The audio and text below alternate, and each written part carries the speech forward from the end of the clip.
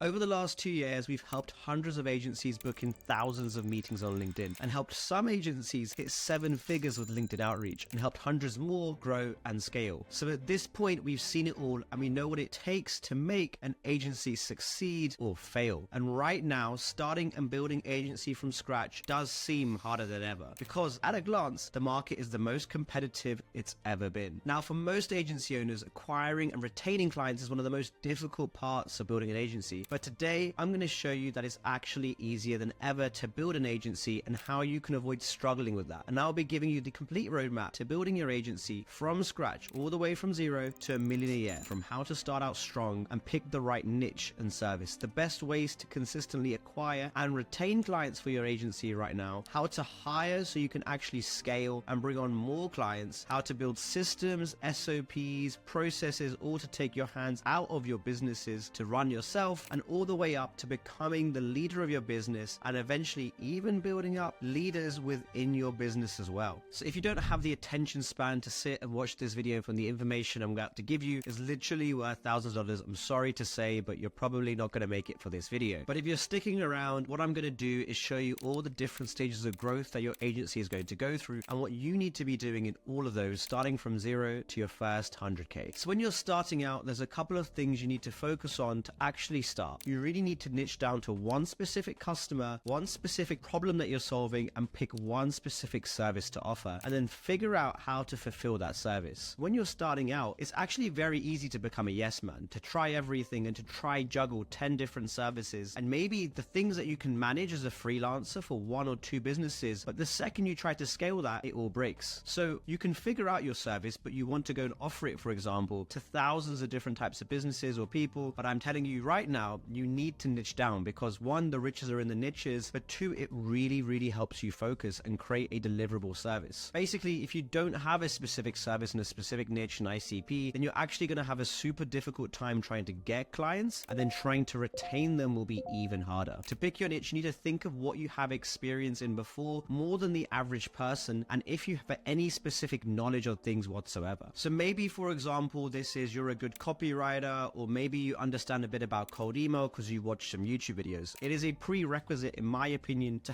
have some sort of skill, and if you don't have that skill or that experience, just to go learn that in the market from watching YouTube videos or speaking to people. I believe in a couple weeks you can become someone that can sell their services to another business, provided that you've taken the time to learn how to do that skill, to practice it, and you're charging a fair price for it as well. So the very first thing you need to do before you go out and get clients is decide what your offer is going to be. And here's an important statement I'm going to make. You should not be selling services or deliverables. You should be selling outcomes, because outcomes are what customers are buying, not the mechanism itself. So what I mean by that is you're not selling Facebook ads management. You're selling, I'll get you a higher ROAS on your ads. You're not selling, I'll send 1,000 cold emails for you. You're selling, hey, I'm going to book you in 10 meetings. And I know I state this because many businesses at this stage are thinking in the deliverable service stage. And therefore in your brain, it's sort of sitting in this place, but the customer's brain is further along. It's in the outcome stage. My only tips for building an offer that work is if you have lots of case studies, you don't have to add guarantees. If you don't have case studies, you probably have to add guarantees because you need to de-risk the purchase for the customer. So for example, if you have no experience, you might need to go out into market and say, hey, I'll get you 10 qualified book calls, or you don't pay and you pay me after. If you have experience, you can just say, hey, I'll book you 10 qualified calls, it's $3,000 per month. It all just depends on how much risk is on the customer side compared to yours. Now 2, in niching down, you really have to be specific and you have to choose a type of customer. So if you're going to do Facebook ads, are you going to do it for med spas? Are you going to do it for real estate agents? If you're going to do SEO, are you only going to do it for SaaS firms? Are you going to do it for cybersecurity firms? You must choose a niche and be really specific. Now this niche that you're choosing isn't the one you're going to choose forever. It doesn't have to be that. You can always expand, you can always contract and go narrow down. But at the beginning, it just makes marketing, sales and fulfillment so much easier when everything looks the same. There are 2 really easy ways to find new clients for your agency that you've just begun. And the 2 methods I recommend are warm outreach and DMs, and then cold emails. The reason why I recommend them is they both allow you to do volume. You can do volume on LinkedIn, on Twitter, on cold email. The point is that you just need to be messaging a bunch of prospects with a value loaded message, or with something that's very easy to respond to. So the typical flow that I follow is I say, hey name, I observe, and I make an observation about something that they're currently doing, and then I have a question. And the whole point of the observation is to show that it's personalized and show that I'm actually thinking thinking about their business and this is not an automated long form message. And two, I do a question because I want to create a conversation. I need them to respond to me, and the question needs to be something that's really easy to answer to. So if you have people in your network that you know, or you have an initial connection list, maybe it's on LinkedIn, you can just DM them really simply and saying, hey name, I saw that you do this. Just a quick question, what do you think about this? All we're trying to do is get a reply. We're not trying to book in a meeting. If you even have some sort of connections on LinkedIn, you probably have 100 people that you could message straight away. Or if you worked in previous businesses, you could do this to 100 other people. If you don't get your first few clients this way, your next method is to go through into cold email. And the reason why I recommend cold email is because you basically have unlimited volume, because you can scrape a database from Apollo, ZoomInfo, LinkedIn Sales Navigator. You can chuck in a bunch of domains using SmartLead or Instantly, or you can do it through LinkedIn using HeyReach, and you can basically say something along the lines of, hey name, I noticed you're running ads to that advertorial page. Saw some quick things that you could do to boost your conversion rate by 20%. Can I send a quick video showing what they are? It's a really low commitment offer. I'm not offering to run their CRO. I'm not offering to do all their work for them. I'm just saying, can I send you a quick video? And that makes it really, really easy to respond to. And when you're new and you maybe don't have case studies, you need to show your face a little bit more to gain trust, and that video will help you gain that trust to the market. And I did this myself, and I literally found my first few clients myself back in the day. This is the exact method that I used. It still works. Now, what's really important is, say you've got a first few clients in, you really need to focus on the deliverables, because when you deliver good results, you won't have churn. And if you do have churn, you basically have to go out and find those clients again. So all that effort, that energy you spend into client acquisition, you might have to 2x that, 3x that, 4x that. If you don't, then immediately start focusing on the deliverables and delivering the result or the outcome you promised to your clients. Now, the easiest way to do this is just to stay organized and be proactive in your client communication. You need to be ahead of everything for your clients. You need to have your clients' whole journey mapped out for the first 90 days to make this amazing. And the easiest way to do that is to just do it in a project-based management tool, ClickUp, Notion, Trello, or literally a spreadsheet can just work too. And at any point in this journey, you're probably going to hit a roadblock. You might have a client that churns. You might find it really difficult to get that first client. Honestly, part of that journey is just accepting that you're going to get said no to a lot and that you're going to have to roll with the punches. Just remember that you have a why, you have a reason for doing what you're doing, whether it's ambition, whether it's family, whether it's health, whatever it is that you're doing what you're doing for. Just keep that in the back of your mind and keep using that to fuel your growth and to fuel your mindset, because this can be a difficult journey, but if you keep the why in the back of your head, it can really, really help you keep going. So picking one niche, one service, one problem, one outcome, one anything is going to make your life so much easier, because your client acquisition will become easier, your fulfillment will become easier, hiring employees will become easier, and we're going to get into that right now as well. So depending on what your agency's deliverables look like, until the 100K a year mark, you can